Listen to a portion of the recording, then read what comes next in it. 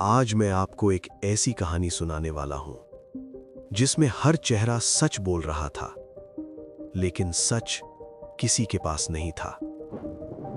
ये कहानी है 17 जुलाई 2023 की रात की।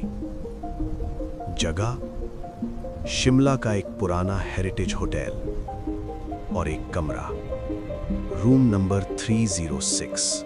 और उस रात जो हुआ उसने 3 जिंदगियां बर्बाद कर दी। सुबह के करीब 6:20 पर होटल के हाउसकीपिंग स्टाफ रोज की तरह अपना काम कर रहा था। उसे क्या पता था, आज जो होने वाला है वो उसके जीवन की सबसे यादगार किस्सों में जुड़ जाएगा। वो रोज की तरह हर कमरों की सफाई कर रहा था। उसने जैसे ही रूम नंबर 306 का दरवाजा नॉक किया, नो रिस्पॉन्स।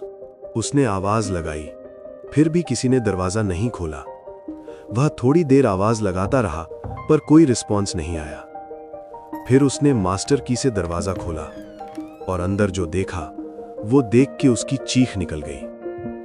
बेड पर पड़ा था एक व्यक्ति, राघव मल्होत्रा, एक सक्सेसफुल बिजनेसमैन, एज 34, मर चुका था। उसके सर के पीछे गहरी चोट थी। रूम अंदर से लॉक्ड था। कोई तोड़फोड़ नहीं, कोई खिड़की खुली नहीं।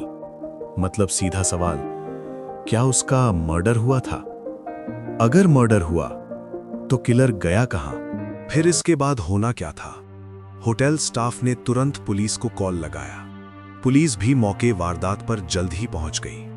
पुलिस ने आते ही इन्वेस्टिगेशन चालू कर दी और उन्होंने सबसे पहले जो काम किया वो ये था कि पुलिस ने सीसीटीवी फुटेज निकाला। पुलिस को सीसीटीवी फुटेज में दिखता है कि रात 8:47 पर राघव होटल में एंटर करता है और 9:12 पर एक लड़की उससे मिलने आती है। पुलिस ने उस लड़की के बारे में पता किया तो उन्हें पता चलता है कि उस लड़की का नाम मीरा शर्मा है। मीरा एक फ्रीलांस जर्नलिस्ट थी। पुलिस को सीसीटीवी फुटेज में मिलता है कि रात 10:03 पर राघव और मीरा दोनों रेस्टोरेंट में डिनर करते दिखे। इसके बाद सीसीटीवी फुटेज में दिखा कि 10:46 पर दोनों रूम नंबर 306 में एंटर करते हैं। फिर उसके बाद रूम नंबर 306 के सीसीटीवी फुटेज के हिसाब से कोई बाहर नहीं निकला और फिर सुबह डेड बॉडी मिली। शक की सुई सीधा मीरा के ऊपर थी। लेकिन अब यहां से कहानी इंटरेस्टिंग होती है। पुलिस ने मीरा को अरेस्ट किया। पूछताछ में मीरा का कहना था, मैं तो राघव का इंटरव्यू लेने आई थी। इंटरव्यू लेने के बाद मैं तो 11:30 पर रूम से चली गई थी। राघव जिंदा था। हमारा आर्ग्यूमेंट हुआ था लेकिन मैंने उसे नहीं मारा। पुलिस ने मीरा से कहा, अगर तुम 11:30 को चली गई थी तो सीसीटीवी में क्यों नहीं दिखी? मीरा चुप हो गई। उसके पास इस सवाल का कोई जवाब नहीं था। इसके बाद पुलिस ने उसका फोन लोकेशन निकाला। उसका फोन लोकेशन डेटा कहता था रात के 12:15 तक वो होटल के अंदर थी। लेकिन वो तो कह रही थी मैं 11:30 को ही चली गई थी। यहां पे पुलिस का डाउट पूरी तरह से मीरा के ऊपर हो जाता है। क्या मीरा झूठ बोल रही थी या कोई और गेम चल रहा था? इन्वेस्टिगेशन में मीरा ने बताया राघव किसी बड़े रियल एस्टेट स्कैम में इन्वॉल्व था। करोड़ का पैसा मिसिंग और मीरा एक्चुअली उसका इंटरव्यू लेने नहीं, उसे एक्सपोज करने आई थी। राघव को लगा अगर ये सब बाहर आएगा तो मैं तो बर्बाद हो जाऊंगा। इसीलिए उस रात उनके बीच झगड़ा हुआ था। फॉरेंसिक टीम को रूम के अंदर ब्रोकन ग्लास मिला, एक विस्की बॉटल जमीन पर। फॉरेंसिक ने कंफर्म किया राघव के सर पर जो चोट थी वो किसी हार्ड ब्लंट ऑब्जेक्ट से लगी, जैसे बॉटल। इन सब चीजों के बाद पोस्टमार्टम रिपोर्ट आई। डेथ टाइम रात के 12:40 से 1:10 के बीच। लेकिन यहां आता है सबसे बड़ा ट्विस्ट। मीरा का कहना था कि मैं 11:30 बजे को रूम से बाहर चली गई थी, लेकिन पुलिस के हिसाब से मीरा की फोन की लोकेशन 12:15 तक होटल की थी। फिर मर्डर पोस्टमार्टम के हिसाब से 12:40 से 1:10 की कैसे? अगर मीरा ने राघव को नहीं मारा तो उसे किसने मारा? पोस्टमार्टम रिपोर्ट में कुछ और भी था। राघव के बॉडी में हाई डोज स्लीपिंग पिल्स भी मिली।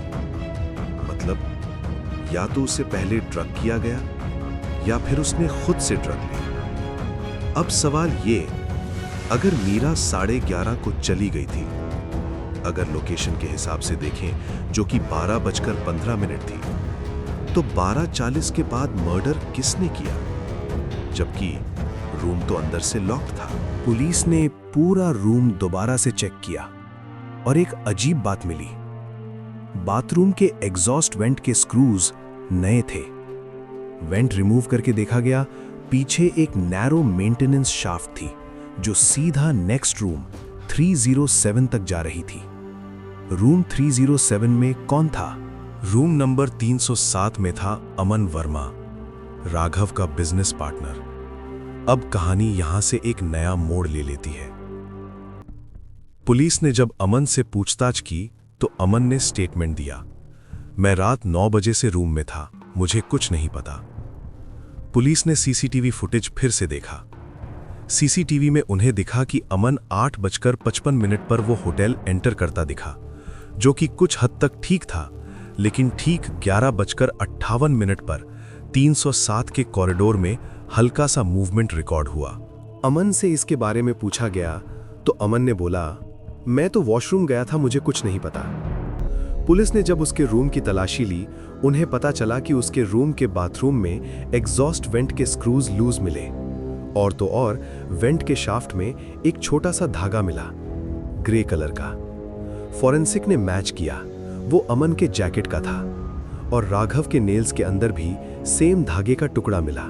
जब पुलिस ने मीरा और अमन के कॉल रिकॉर्ड्स निकाले तो उन्हें यह देख के शॉक लगा कि मीरा और अमन पिछले 3 महीने से कांटेक्ट में थे। पुलिस ने मीरा को कन्फ्रंट किया, वो टूट गई। सच सामने आया। मीरा एक्चुअली एक्सपोज करने नहीं, ब्लैकमेल करने आई थी और अमन, वो राघव का पैसा लेकर अलग होना चाहता था। मीरा ने बताया 11:30 पर वो नहीं गई थी, वो 12:10 तक रूम में थी। उसने चुपके से राघव की ड्रिंक में पिल्स मिला दी। जब राघव थोड़ा सा अनकॉन्शियस हुआ, फिर मीरा ने बाथरूम का डोर खोला, वेंट ओपन किया, वेंट के थ्रू अमन अंदर आया। लेकिन प्रॉब्लम ये हुई, राघव ने पिल्स कम ली थी, वो पूरी तरह अनकॉन्शियस नहीं था। अमन ने बॉटल से वार किया।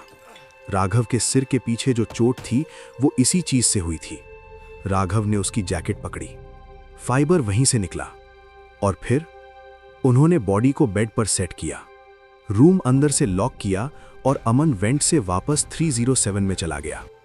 मीरा 12:18 पर नॉर्मल तरीके से रूम से निकली, सीसीटीवी का ब्लाइंड स्पॉट यूज करके। उन्होंने राघव को मारकर सुसाइड जैसा सीन बना दिया। रूम लॉक्ड, मिस्ट्री क्रिएट हो जाएगा। Perfect crime.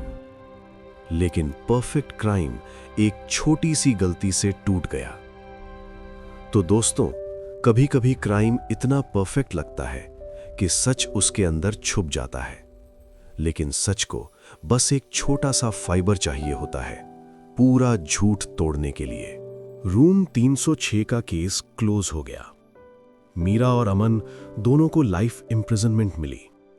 लेकिन सबसे बड़ा सवाल आज भी वही है, अगर राघव एक्सपोज होने वाला था तो क्या उसका मर्डर सिर्फ पैसों के लिए हुआ या सच छुपाने के लिए? आप क्या सोचते हो? अपनी राय कमेंट्स में दें और इसी तरह की कहानियों के लिए चैनल को सब्सक्राइब करें। वीडियो पसंद आई हो तो लाइक करें। मिलते हैं किसी और वीडियो में। धन्यवाद।